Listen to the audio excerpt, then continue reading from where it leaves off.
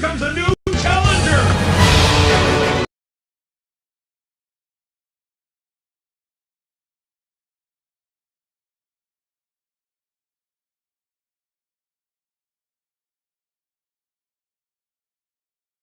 Here comes a new challenger!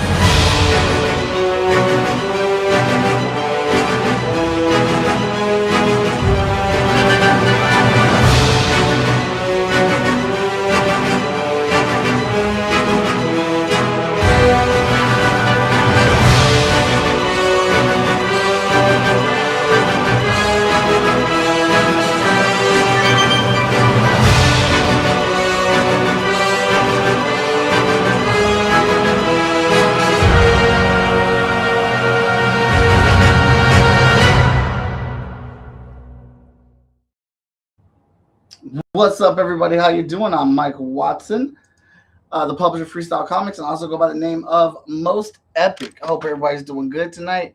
We're doing a little exclusive episode tonight. We were supposed to do an episode on Wednesday. Schedules didn't work out, mainly because of me, but we're able to get it in tonight. So we're going to have this episode of Chat and Draw. I got a great guest coming on here. And as per always, there's always something going on at Freestyle Comics. We have our current Kickstarter for Hot Shot number 14, the 15th issue in the Hot Shot series. So we got 0 through 15 available on this Kickstarter for you to jump on and get. Our goal is 3,000. We've got 17 more days to go, and we're at about 1,700 right now. So anything that you guys can do support-wise to pledge or share or even talk about the Kickstarter online, to talk about Hot Shot and what's going on with them, because this is the Gauntlet. It's written by Travis Gibb, drawn by Brian Wolf, and this is the first time that I have not drawn the entire book of Hot Shot. This is the first time somebody else is drawing it, but I still did the covers, and I am in there doing some inks. So go over there and go check that out. We've got, oh my goodness, our convention season has started. We just had Free Comic Day, which was great, and we will be going to Columbus and Anime Columbus in June, and 5 Star Comic Con in Dayton. So please come check us out at those shows if you're going to be in the area. Super fun stuff, great shows, awesome time. All right, we're about to get ready to dive into this. Give me, let's bring out our guests in traditional fashion. Wait a second, a new opponent has interrupted the tournament.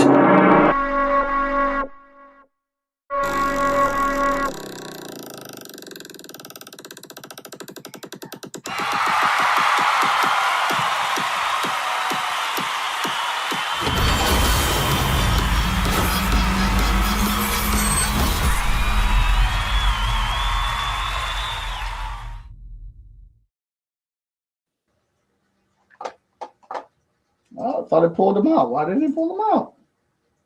Oh, because he's down there in the lower corner. That's why. What's up, Newton? How you doing? Are you there? I think he froze up. Not him freezing up, but I think his computer froze up. Can you hear me, Newton? I heard something.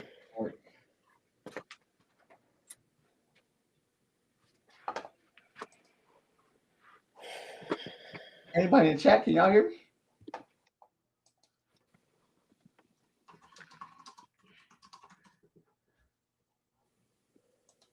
Yeah, I can hear you. Okay, all right. Oh, you know what? The audio must go off when I leave the tab, because I left for a little bit. I didn't hear anything. I came back. Next thing I see, can you hear me? Okay. All right. Well, Newton, you've been on the show before. We've talked about your comic, but for those that are new tonight or seeing you for the first time, go ahead and reintroduce yourself. Yeah, my name is Newton Lilavois. I'm the writer and creator of Crescent City Monsters and Keisha Demon Eater. I'm also the co-creator of Shattered Vision. And with Shattered Vision, my co-creator is TJ Sterling of Ray Comics. Awesome. And what are we going to be talking about here tonight? Well, tonight I have we're going to talk about the Kickstarter that I'm launching for issue number 5 of Crescent City Monsters. So I'm excited about it. It should be really good. the story actually is a prequel. So we've got issues Well, 1 to 4, right? But then the story arc kind of takes it backtracks. It goes back into time into the prequel, and it kind of explains some of the things that happens in the first 4 issues, because we have a time jump between issues 1 and 2. hmm And with that, when I did that, I was like, I hope everyone.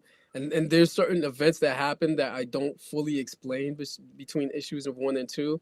So with that, I hope the prequel will like kind of explain the things that happen. And one of the other benefits of doing a prequel is, like, when I started issue number 1, it took place in 1963 New Orleans, right?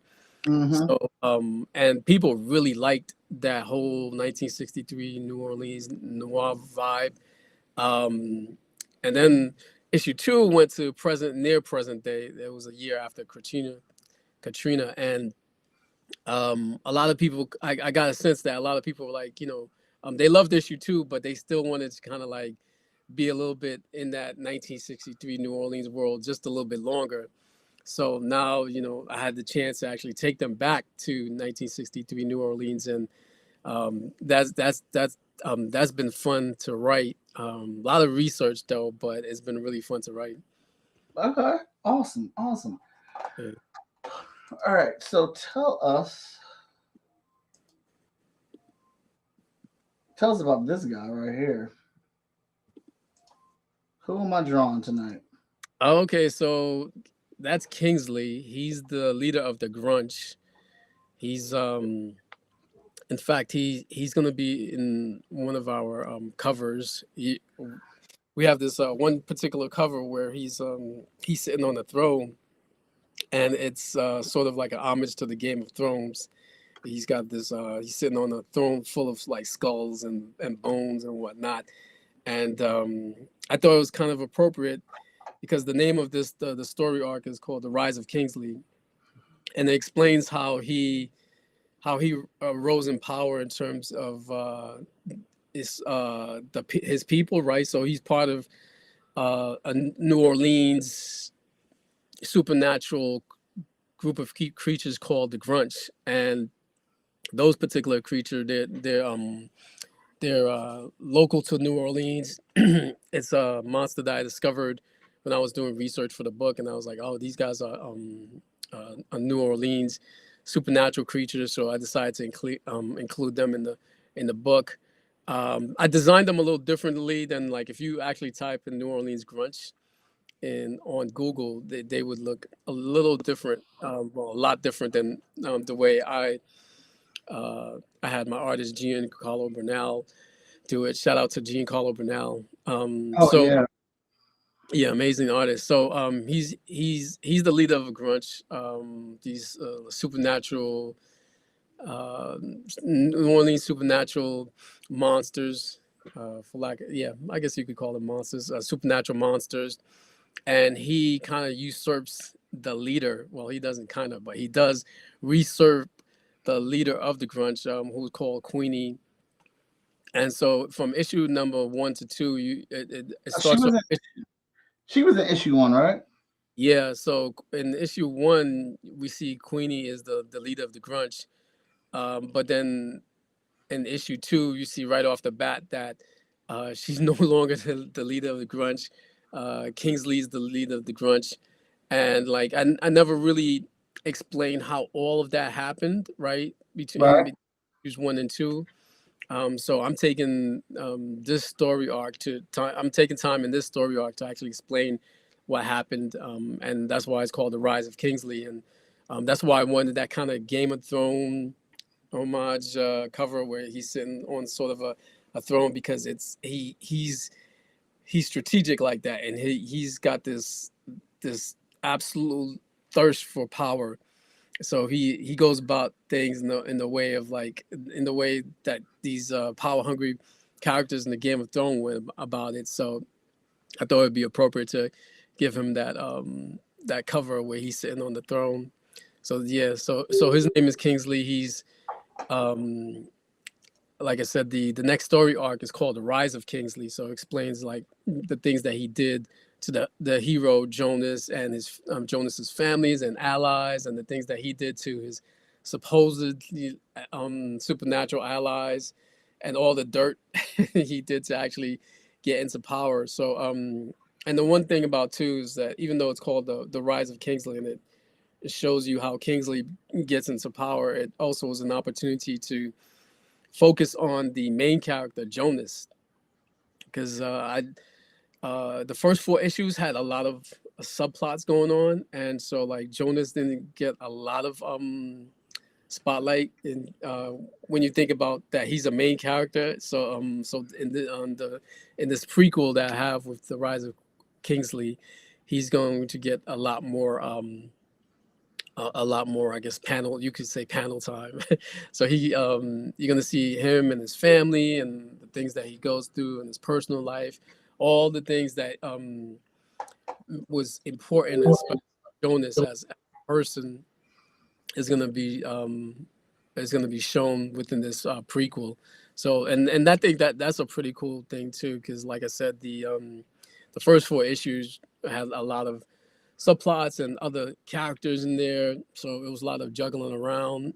And Jonas didn't get as much as much panel time as you would think a main character gets. But in this arc, he gets a lot. We see a lot more of Jonas. We see a lot more of him and his family. So that was one of the reasons why I wanted to actually do that too, because once this arc is finished, the things that Jonas goes through, people are going to be able to relate to when they read this the prequel, if that makes sense. Yeah, that makes a lot of sense, man. I really did like that aesthetic that you had going in the story too.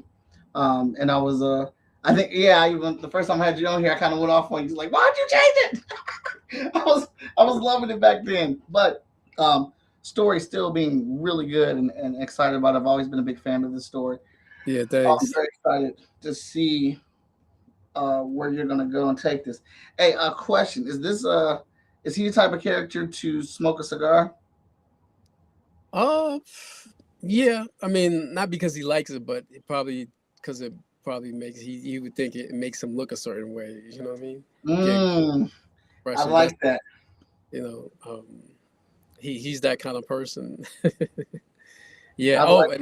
another thing I wanted to mention too is that the book is going to be in full color. So the first 4 issues are in black and white, but the 5th issue is going to be in full color. So Really? yeah. So what made you jump to that? Because I wanted to first I was like, okay, you know what? I think I want to start transitioning out of the black and white, because just because New Orleans is such a vibrant place, right? Originally, it kind of made sense, especially the first issue in 1963, New Orleans. But then, as I was going on, I was like, you know what? New Orleans is such a vibrant place, and you know, not just the culture, but aesthetically, you know, like the buildings, and you have Mardi Gras, and you have the Indian chiefs and their suits. There's so much color to it that I'm like, you know what, I think I'm gonna transition over to full color. And one of the things I'm gonna do too, and I haven't. This is not a general announcement, so you know I'm gonna announce it here. It's gonna Okay. also gonna be there's gonna be a stretch goal for the Kickstarter, and that stretch goal is going to be to go back and recolor issues 1 through 4. So if we Okay. could, get that done as a stretch goal, I think that would be dope. And it's something that a lot of people ask for too. A lot of people ask for the color version, so I want to give them the color version. I found a really great colorist to work on the book, so I'm excited about that. And I think it's going to be dope. So, you know, cross your fingers. Hopefully we reach that Kickstarter stretch goal, and we could get issues number 1 through 4 colored. And then, you know, we'll see what happens from there. My thinking is I'm not sure if I'm going to do this, but I may transition out the black and white books and no longer sell black and white and just go full color if we reach that stretch goal. And I'm thinking like that would be a nice way to thank all the early supporters, everybody who's bought my books early in the game. So like I slowly just get rid of my inventory of all my black and white versions and then do strictly color. So I think I may do that, and then the black and white versions would be a collector's item. You know what I mean? Dude, that sounds amazing. That sounds Yeah. like that is the plan. And like, yeah, Yeah. so what you just said about him, like that he doesn't necessarily enjoy, he wouldn't enjoy it. He just does it because it gives him a certain kind of look. Yeah. Um, Yeah. I felt like that. I just felt like, because like he doesn't need to smoke, right? Why would he need to smoke? He's a monster. Yeah. Yeah. But this which is a testament to how you create characters and your artists with the character design that you guys are employing here.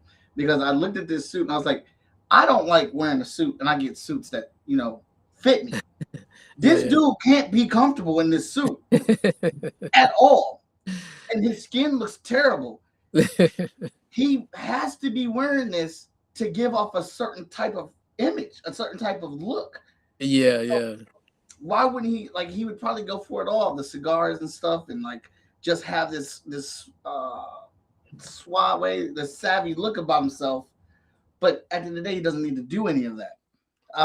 Yeah. Yeah. He's definitely like he's a manipulator. So if anything, he can manipulate the image that you have of him. He would do it. So yeah, if he thought like, hey, by smoking a cigar, it would make me look powerful, he would actually smoke a cigar. Yes, I really gotta give y'all big ups on that, man, because just being able to pick up that stuff off of the character design work that's a lot. That's good character design. Because Yeah, I yeah, haven't heard anything about this character. This is the first time I've seen this when you start promoting the Kickstarter. I know nothing about him, and like I picked that up already, and that's just from the look. So that gets me really excited about reading about this dude once I get my issue from your Kickstarter. yeah. So Yeah, that's what's up. he's a really interesting character. I mean, he's all around. You kind of see how he ends up becoming because the thing is he's a grunch, right? And Mhm. the grunch in Crescent City Monsters, they're sort of like the bottom feeders. Like other supernatural groups don't have a lot of respect for them, right? Mhm. And they treat them badly. So like he really hates that, right? And so um, he would do anything just to make sure that the grunts are never disrespected. You know what I mean? Yeah. And that's the way he starts off, right? As a character, he's like, these are my people. They're getting disrespected. I want to make sure that this never happens to us again, right? But eventually, it becomes less about his people and more about him. So Mhm. and then so he kind of like he ends up like switching up that way. It's like that saying, uh being a hero who lives long enough to see Become themselves the be. villain. Yeah, yeah, yeah. Oh, nice. All Yeah. right. I like this. All right. So, are you going to have issues 1 through 4 available for people to catch up? Yeah, definitely. I'll have issues 1 through 4 available on the Kickstarter. And I'll also have the trade that collects issues 1 through 4. And the other thing I want to say too is like I wrote the book in a way that you don't necessarily have to buy issues 1 through 4. I would like if you buy issues 1 through 4, but I'm writing it in such a way, and because it's a prequel, you can pick up the story at issue 5, and you should be okay. You're not gonna get lost or anything, because like I said, this is a prequel. It's actually explaining some things that happen in issues 1 through 4. So if you read this, and it's in chronological order. this book would come first. So it'd make a lot of sense. As then when you start reading issues 1 through 4, you're like, oh, okay, I see what happened and how this came about. Okay. Look, I as a fan, as a fanatic of comics and stuff, I appreciate that thought and consideration. But y'all need to get all of them. Y'all need to get all these. All right. Yeah, definitely get all of them. Um, top quality work, great, amazing illustrations, fantastic story, characters. Yeah, you just need to read this. I remember when we first had you on here and we were talking about your book. I was like, I see this legit being like a TV show. This could be something that AMC picks up, Amazon picks up. The way that you guys have wrote it, the way that you guys have illustrated it, you just have really brought this thing to life. Like it is just a very, very strong story. Yeah, thanks. I appreciate it. Yeah, working on it. There's actually a couple of people shopping Crescent City Monsters around. So we'll see what happens. If if something comes through, I'm gonna be like so ecstatic. But it's gonna be like it's a long journey though. Like Oh yeah, for sure. so yeah, once you get somebody approaches you, they say, hey, I'd like to shop your property, and they take it, they package it up, and they shop it around. And if you're lucky, a studio would pick it up, and then you begin on production. Sometimes a studio picks it up, don't even start production, and so like you're in limbo, for a while, for years. But yeah, if you're lucky enough and they put in production, then you gotta hope that they actually do something with the property, because some studios actually produce stuff that they don't even let out into the world. So if you're lucky enough that they actually bring it out into the world, then it's like you've reached that phase that that's just gonna bring some goodness and attention to your IP. Yeah, of course. Yeah. Oh, I like the yeah, I like the details that you're putting in there. Thank you, man. I am every time we get you on the show and we get your characters prepared, I'm always inspired. You have a great artist on there, so I always feel like I gotta put on my cap. I gotta step up every time I get one of your characters. Yeah. Tony says we need more Crescent City Monster issues at Challengers and Games, so you need to get him stocked back up. Oh yeah. What's up, Tony? Yeah. Shout out to Tony. He used to order some of my books, Crescent City Monsters, and I think also Keisha Demon Eater. He's grabbed a couple, yeah, and shared some pictures with me of all the folks who in Atlanta who's bought my books. So yeah, shout out to Tony. Appreciate you. Yeah, definitely, Tony. Whenever you're ready, man. I think that's him saying he ready, man. Are you going to base the new comic convention in Atlanta? No. You said base? It's called base? Yeah, No, the one with Greg Burnham in them. Base. No. Wait. Greg Burnham has the one in he runs the one in Virginia. Is that the one you're talking about? Hold on, let me make sure I'm quoting right, because we just got into the show. I'll make sure I'm saying it right. I'm trying to promote them, and I'm maybe saying the name wrong. That's terrible. Yeah, base Black Atlanta Comic Expo. Oh no. I saw. I was on Facebook today, and I saw he mentioned something about a comic expo, but I said there was a waiting list for it. But I thought it was the one that he had done with I think Duran over the one in that they did in Virginia. Oh, Atlantic. It was called Atlantic Comic Con. Oh yeah, okay. So I thought it was Atlantic Comic Con, but yeah, I saw the Facebook post where he mentioned there's a waiting list for it. So I thought that was Atlantic Con. But yeah, I'm not going to be there. I've limited the number of travels I'm willing to do for a con. So yeah, the only con I'm traveling to so far this year is DreamCon. I'll be at DreamCon. Oh, we will see you there, brother. I'm at DreamCon too. Oh, nice, nice. Yeah, I was there last year for the first time. I had a really great time, and I sold out. I was like, man, I'm definitely coming out here. I sold out on a Saturday, Oh so wow. yeah, I was like, man, okay, now I know. I was like, now I know I gotta bring a lot more bucks. But it was a really good con, and I had bought my youngest daughter. At that time, she was 19. Hmm. She had a really good time. She had such a good time that she told my oldest daughter, who's 22 now. She was like, she told her about it, and they decided to come along with me. So I'm taking both my daughters to DreamCon with me. So That's what's up. yeah, yeah, yeah. So it's gonna be some good times. Really great con. So I'm looking forward to that again. And that's pretty much it. You know what? I haven't heard anything from New York Comic Con. But I've Okay. seen people saying, "Hey, I'm at New York Comic Con." I'm like, okay, so I guess I didn't get, I didn't get my invitation because I was like, I didn't, you know, I didn't get an email saying that.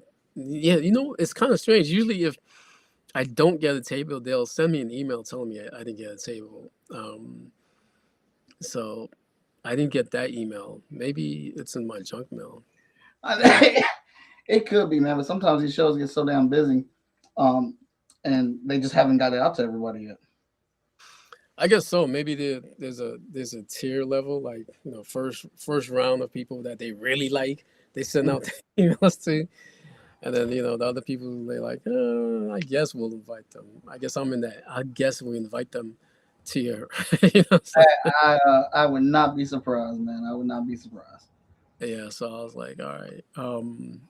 But yeah. So yeah, if I could get into New York Comic Con this year, that would be great because I'm a New Yorker, so that'll be my hometown, and it's always great to um, attend the biggest con in your hometown. So if Yeah, anybody New York Comic Con is listening, hook your boy up.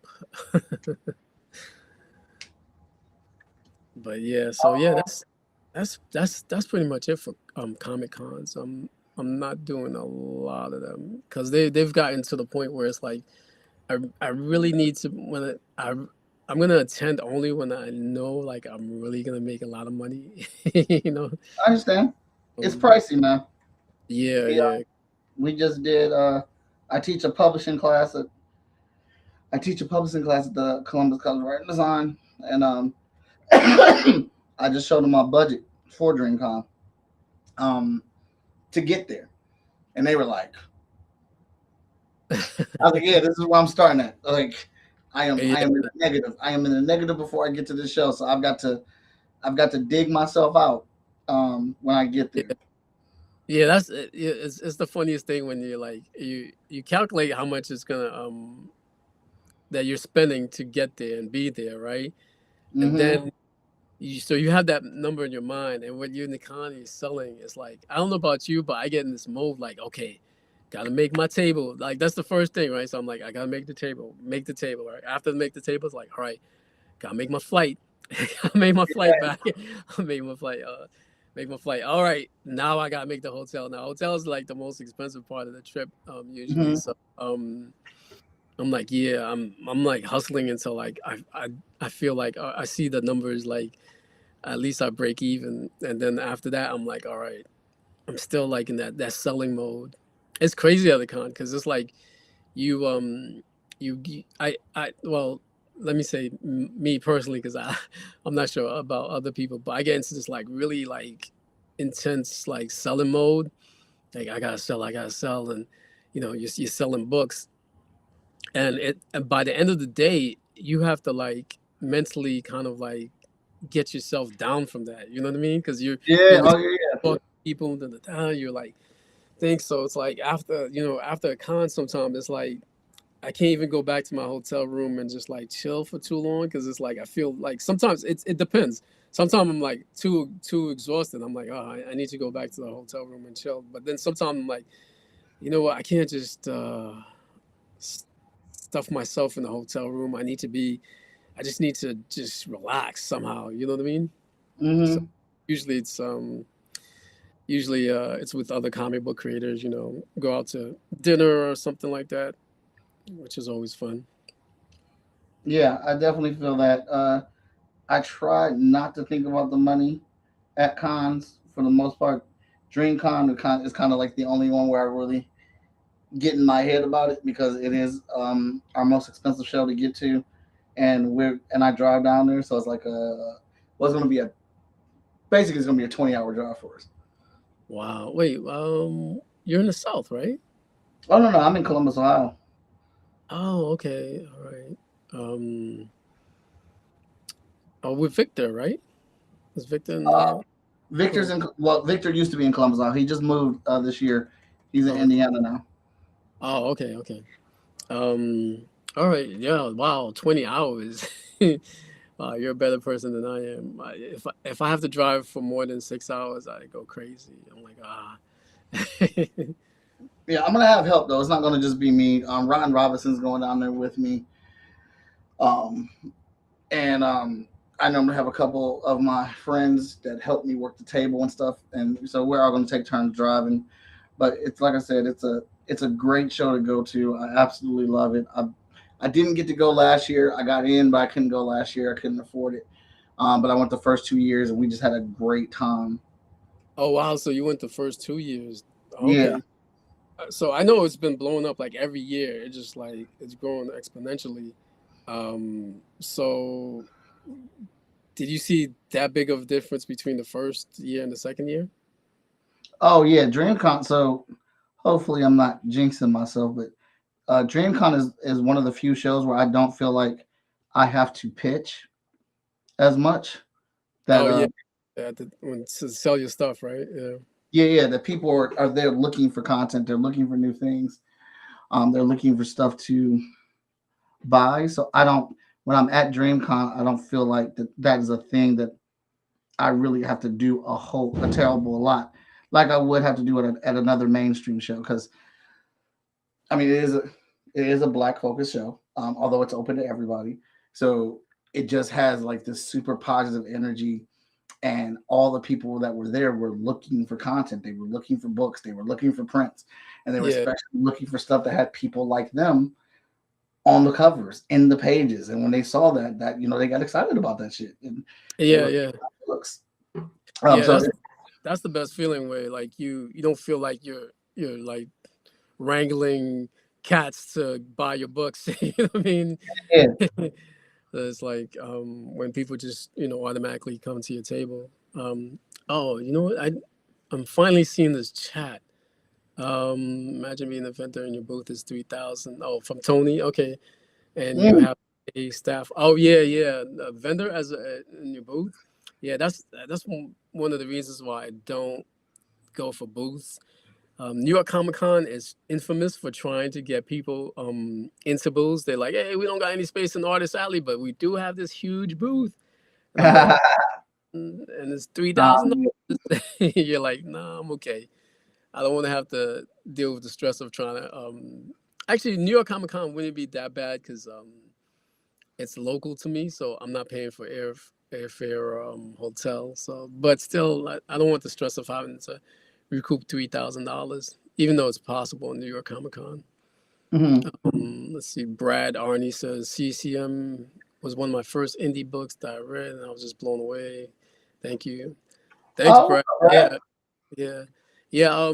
I recognize Brad's name, Brad Arnie. Yeah, he's been following me for years, for a long time. Yeah, Brad is one of the strongest indie community supporters.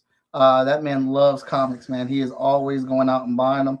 I remember when I was with the publisher, Brad had picked up our books with that publisher. And then when I went back out on my own, just as Freestyle Comics, Brad came to our event. He drove to it. We had our own Okay. little Comic Con event. Brad drove down there, came in there, hugged me, shook my hand and stuff, and it's always good to see him. And then he was like, "All right, give me all my books." I said, "What you mean?" I was like, "What you mean, Brad?" He's like, They give me all my books. give me all my FSK books. You got new cover dressings. I need I got the old legacies up, but now that you're back out, I need all FSK books. I was like, okay, Brad. I'm not gonna argue with you. All right. Yeah, shout out to Brad, man. Yeah, Appreciate man. Tony says Greg isn't doing Atlantic anymore. Oh, okay. But he's doing Bays coming up Halloween weekend here. Oh, it's in Halloween. Yeah, Oh, yeah, wow. That'd be perfect for me. Maybe I should hit Greg up. But he said there's a wait. So, and this is Atlanta. I've been meaning to vend in Atlanta, I've been but wanting. but I Yeah, I've been haven't. wanting to go down there. He said you do want to go down there, or I've been wanting to go down to Atlanta to do a comic book convention for the longest. yeah. I know there's a couple. Dragon Con is in Atlanta, right? And Dragon Con is Atlanta. That show always gets packed up though. I try to get in there, and they tables go fast, man. Dragon Con, right? Mm-hmm. Oh, and MomoCon is in Atlanta too, right? Same thing with MomoCon. Popular shows, man. Yeah. Oh, JP, what's up, JP? JP's on it. What up, fellas? Congrats on the new CCM. Yep, issue number 5 coming out. Make sure you guys sign up early for notification. It also helps. Besides just reminding you that hey, my Kickstarter launched, it also helps with the Kickstarter algorithms. So like see there's interest in your book, it kind of puts you on their radar. Absolutely. So make sure you guys click that notify on launch button on my Kickstarter page. The link should be somewhere here. I just put the link in the chat. All right, cool. Let's see. Tony says we need more Crescent City Monsters issues. Okay, yeah. I guess that's the message I missed. Okay. All right, cool. Yeah, looks like we caught up. I think this thing is slow though, because some of these, I'm not sure when these messages came through. Oh no, sometimes it gets backed up. So yeah, no, you're fine. Oh, okay, cool. Yeah. I gotta get back on streaming because I paid for a whole subscription on one of these streaming channels and I never use it. Oh yeah, man, get on that. Use that. Yeah, because I see the messages are coming in from Facebook, YouTube, TikTok, Twitch, and YouTube is where I'm streaming at right now. What's the R? Well, there's a R. What is that? Yeah, some. Oh no, never mind. That's you. That's the host. Okay, never mind. Oh yeah. Yeah, so I'm excited about this story. Like I said, it's gonna be super dope. We had this post out recently too, talking about because I want to do some variant covers for the book, and there's a post where I show 2 movie posters from Sinners. Yeah, I saw that, voting on it too. Yeah, and believe it or not, so like I'm one of those people who's like sometimes I might as well live in the woods because I had no idea that like the first poster with him just standing there, the real simple background and the sunset is in the background. I had no idea that was the iconic Sinners movie poster until like I saw the feedback and people were saying, yeah, this is the poster that I know from the Sinners movie, and that would be the most recognizable. So I was like, okay, I'm definitely doing that one. Of course, then that's a no-brainer. But I was thinking about maybe I might do this second variant cover that I showed too, because it's really nice. I think Gene could pull it off in terms of the composition. It may not be as recognizable as the first one, but it's still kind of the concept is a really dope concept that I really like. And from what I've seen, I think the choice for poster A has been like there's a little bit more in the lead, but poster B has definitely been getting a lot of votes. So So we'll see what happens. But definitely the poster A is going to be there as a variant cover. And I'm trying to think of maybe one or two more variant coverage. I don't want to go too crazy with variant coverage. Um, so I think I might go with one or two more variant covers to kind of make it interesting. I just Mhm. have to I just have to think of something. Yeah, I I'm don't not sure. think you can go. I think variant covers, the way to judge the variant cover is about who your artist is. If you've got really good artists for your covers, it kind of doesn't matter how many you got because people are gonna want them. Yeah, yeah, that's the other thing too. I was kind of aiming high for like my variant covers because I was like, oh, let me reach out to some of these Marvel and DC folks. I was like to see if they could do a variant cover for me. I think I didn't get any replies, which I kind of like suspected, but I think I might, I think I might try to reach out to a couple of people again to see if I could get to them. Let me see if I could. I'm looking down this list here. Let me see. So I had um, reached out to. Let's see, where is it? Um, okay, yeah. So I reached out to Dave Finch, right? Mhm. No reply. Also reached out to Jason Sean Alexander because I love his work. Um, with Rodney Barnes, and I think his style would be perfect for like supernatural horror. Also David Finch too. Um, uh, Mac, David Mac too. I like his like thing. Hey man, it's like my mom always said: a closed mouth does not get fed. Yeah, yeah, yeah. And if I could get So shoot your shot. Torin, yeah, I'm trying to get Torin Clark too. That would be dope. If I could get Torin Clark, but yeah, no reply. I gotta get at these people a different way because apparently a lot of these guys do not read their Instagram accounts. You know what I mean? Mhm. Or they probably get so much direct messages via Instagram and Facebook. They probably kind of ignore it. But trying to reach out to some of those guys, see if see because like sometimes I have an idea for a specific cover, and then like I'm like, okay, this person's art style would definitely match it. Um, but it's no loss if I don't get any of them because Gian is a great artist, so it's not like it's not like I'm wanting for any dope art. But yeah, Yeah. I'm super excited about this Kickstarter. And the crazy thing is I haven't done a Kickstarter in maybe what was it 2 or 3 years. So it's been a while, and I still remember the anxiety of running a Kickstarter.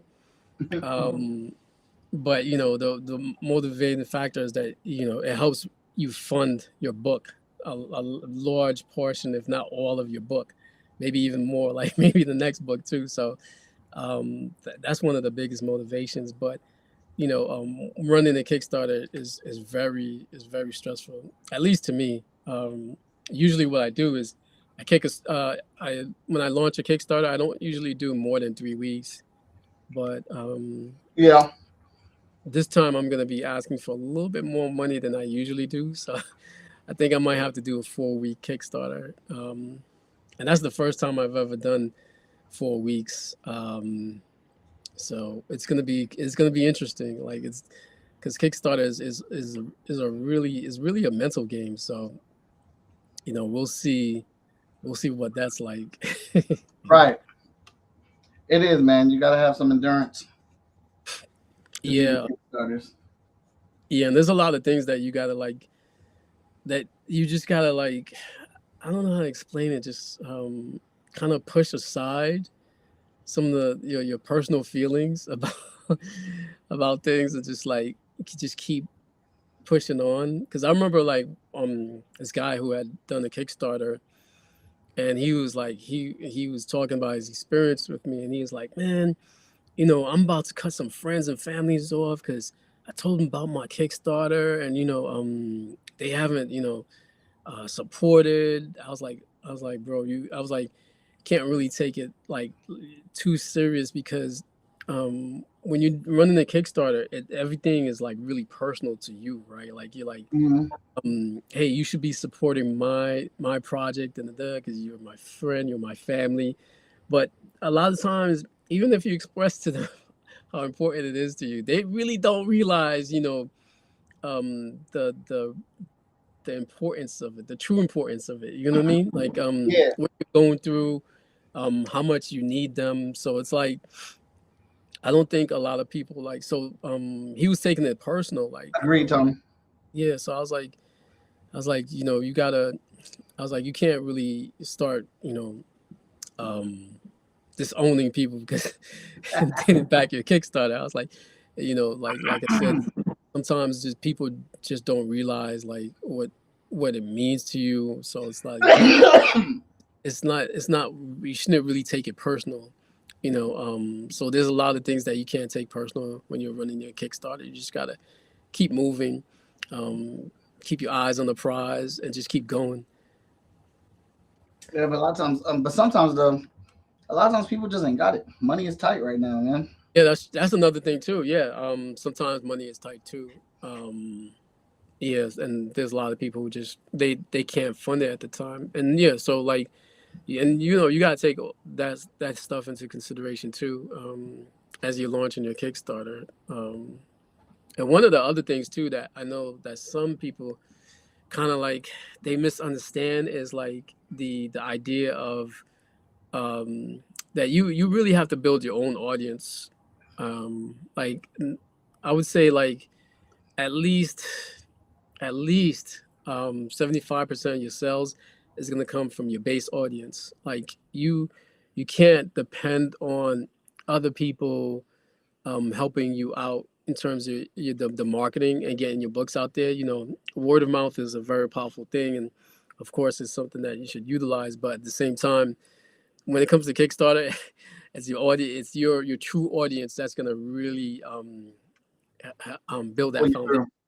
Yeah, because like they'll come in early, they'll support you early. That momentum will build. Other people will see it and say, "Hey, man, you know what? This looks like a great project. Let me hop in on this." And so it's really gonna be your base audience that really drives you through the Kickstarter. Um, I've seen like I've seen other people share my stuff and it's helped out a lot, but it's not. I think some people make the mistake of assuming that it's like if they get people to help them spread the word that's going to be like um, maybe like at least half the way they make their goal. But no, it's not going to be like that. It's you gotta put in a lot of the work yourself, and you gotta make sure that your audience is ready to go and pull that trigger. Yeah, it's a lot of background work, a lot of work building up things. Um, but like I don't think some people realize, like you said, that sometimes um, it really does just help if people share it and talk about it online. Yeah, yeah, Like even if you can't pledge, one those couple things that always just gets me on Kickstarters, and I try to make sure I explain is like the people that want to pledge. It's always like it's like I want to pledge, but I don't have any money. I don't get paid till next week. I'm like, you don't have to worry about that. You can pledge right now. You can pledge today, as long as you have the money in your account on the last day. That's all you need. Go yeah, ahead and yeah, pledge because you pledging increases the money, right? But it also increases how many people are on there, and then mhm. that algorithm starts to go up because more people are on it. But even if you can't pledge and give money, if you take that link and talk about it and just talk about like, hey, I read this comic, or I think this comic is really dope. I've seen this dude at comic book conventions and stuff moving around. This story has monsters in it. Like just having a conversation Yeah, about yeah, yeah, you don't know who that's gonna reach. You don't know how that's gonna move the needle. Because no, I that's true. think word of mouth is still to me the strongest form of advertising. Yeah, and And then the most important part of that though is that because like in the example that you gave is a word of mouth from somebody who follows you and who knows your work, right? Uh, Mm-hmm. Basically your core audience, because they're the ones who's gonna like use those words that you said, right? It's like I know this guy, I've seen him, and I know about him, so they like vouching for you. You know what I mean? Yeah.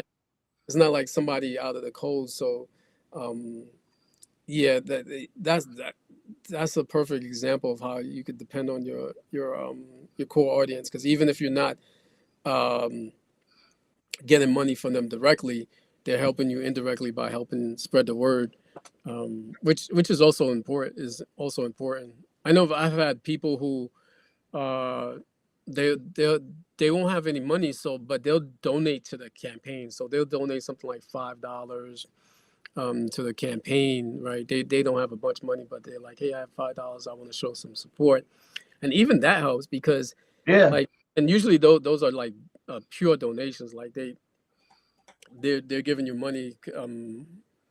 Like let's say I don't typically I don't think I have it's been a while since I've had a $5 tier, but you know they'll donate $5 just as a pure donation, and that even helps too because not just in terms of reaching your goal financially, but also in just the algorithm, the Kickstarter algorithm, because that's one more person who found your project and is supporting it. You know what I mean?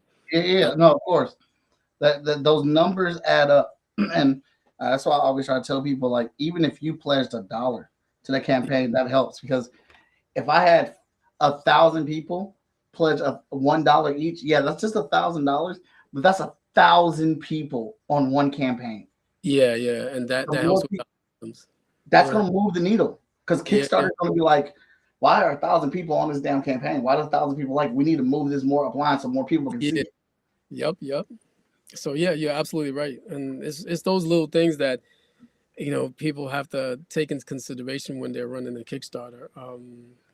It's like art and science. It's a lot of like understanding, how to get and reach people. And it's a lot like even this, like here, like I'm talking to you about launching my Kickstarter. What's up, Um, Victor? oh, Victor, I don't. Oh, okay, yeah. See, I don't see. I Dina. didn't get that.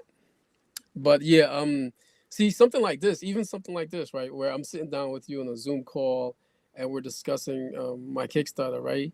To me, this is like this helps me. Like, and, I'm talking to you and I'm pitching the story to you. I'm like seeing what people are saying in the chat, your reaction. I'm kind of like, okay, I'm learning from like before I launch, I'm learning like, okay, what works and what doesn't work. You know what I mean? In terms of like, if I say something and then you're like, oh, and then you kind of like pick up on it, and I'm like, okay, I like take a mental note and say, okay, that's something that appeals to people. You know what I mean? So like, Yeah, even like doing interviews like this, helps out a lot in terms of not just getting the word out there, but also just practicing your pitch and getting things. Because you're gonna have to like talk about you're gonna have to be repeating yourself like 3 billion times, saying the same things. Um, and you should use the opportunity to actually fine tune your pitch. So that's why another reason why I like being on these shows too. absolutely. That's why I like doing the show because I enjoy having the conversations with other creators. Also challenging me to have to get some artwork done. How can I design this piece to get it done in an hour while still inking it and conversating and stuff? This is all practice for me. Like when I'm at comic conventions, because this is what I do when I'm at conventions. I have to talk to people, I have to pitch, I have to sell, and sometimes I'm doing commissions at that same time. Yeah, yeah, yeah. I didn't think about that. Yeah, because you're at comic conventions, and yeah, this is exactly what you would be doing, right? Talking to people while you're drawing. So it's like you have to pay attention, but draw. I'm not sure how you do it because that would be hard for me. You know what I mean? Um, but yeah, I want to take this time out too to congratulate the winners of the Glyph Comic Awards. Oh Um, yeah, yeah, yeah. I know that was like, was it this week or last week that they announced it? I think this week, right? So Yeah. Um, Yeah, congratulations to everyone. I got the page up real quick, so let me see if I can name some names here. Yeah, Geraldine Verdon, Hakeem Rafi's House of Mafu. Oh, they won 4 awards this year. Best Damn. writer, comic strip, and web comic. All right, it's crazy because like there's so many like creators out there. I didn't know this was out. I got to check this out. The Rise of Mafu. Hmm. Okay, congratulations, guys. Let's see. Arode P. Okay, a Yoruba illustrator from Philly. Won the story of the year in Rising Star. Graphic novel Ori Head of Steel. Man, I I gotta get out there more because it always amazes me when there's like a book, an indie book I haven't heard of. Especially when that wins an award. I was like, I'd be like, how is it that it's won an award and I haven't heard of it?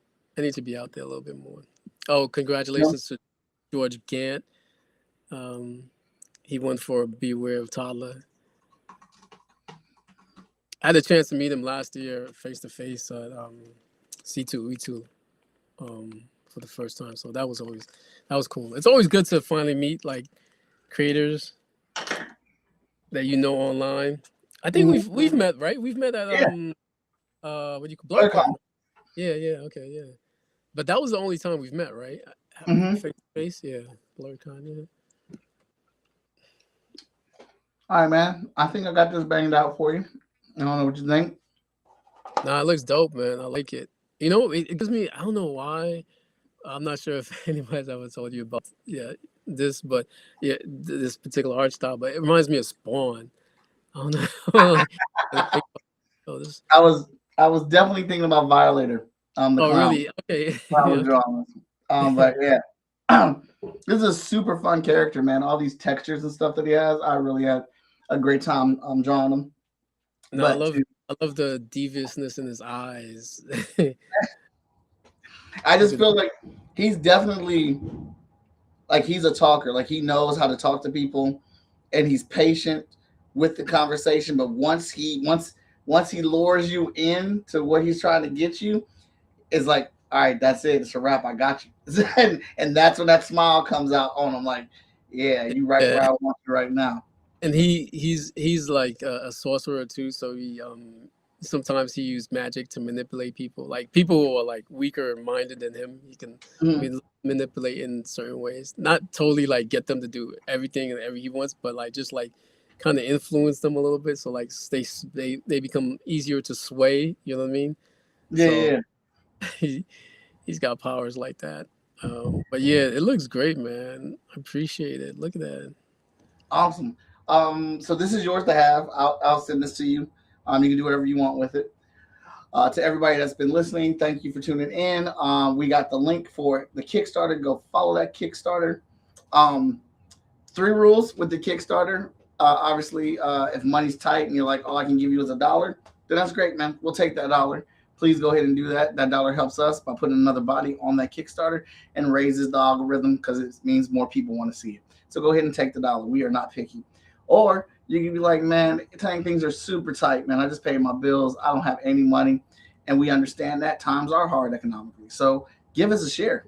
Share the Kickstarter. Talk about the Kickstarter. Show somebody like, hey, these monsters look cool or this art is really dope. We don't care what it is. Just talk about it and share it. We appreciate that. And then lastly, pledge to it.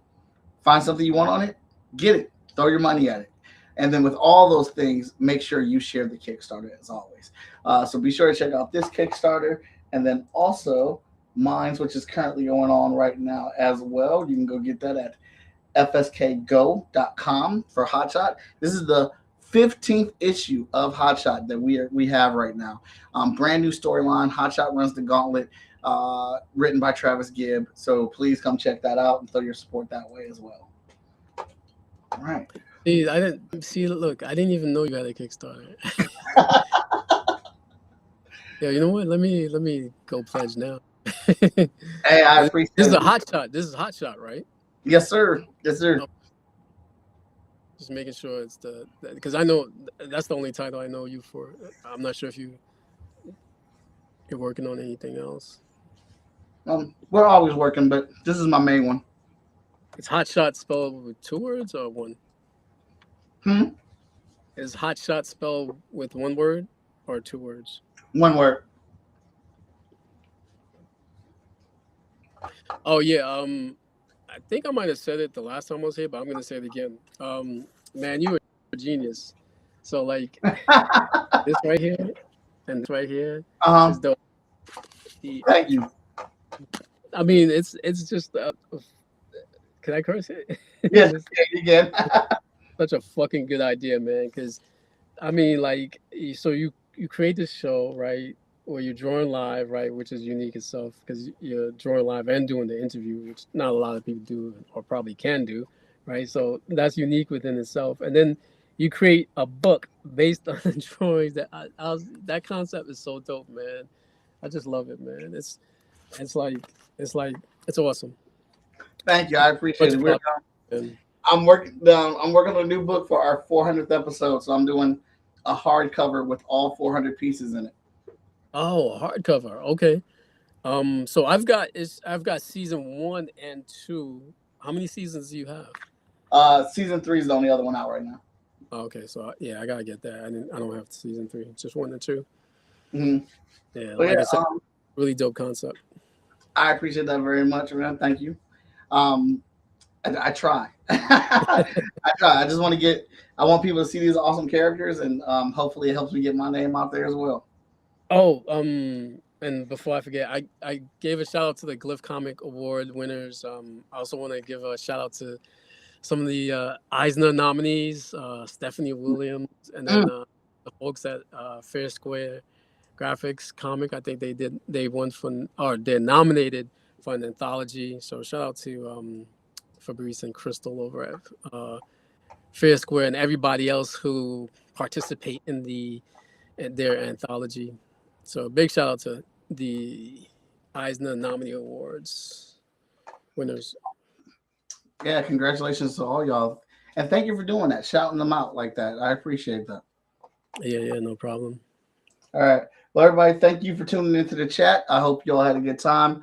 We'll be back next week. I got 2 more guests coming on next week.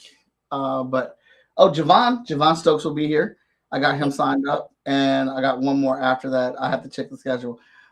But yeah, so join us again. We'll be back. We'll be doing it on Wednesday. Like I said, my kid had a concert, so that ran over. And the school year's over now. So no more concerts, no more track, no more soccer.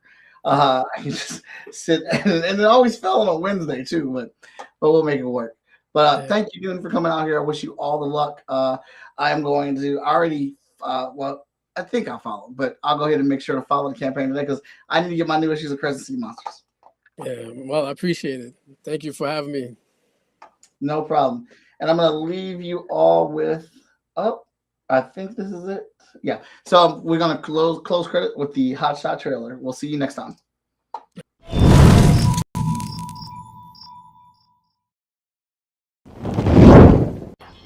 So, starting off, I'm Mike Watson, aka Hotshot.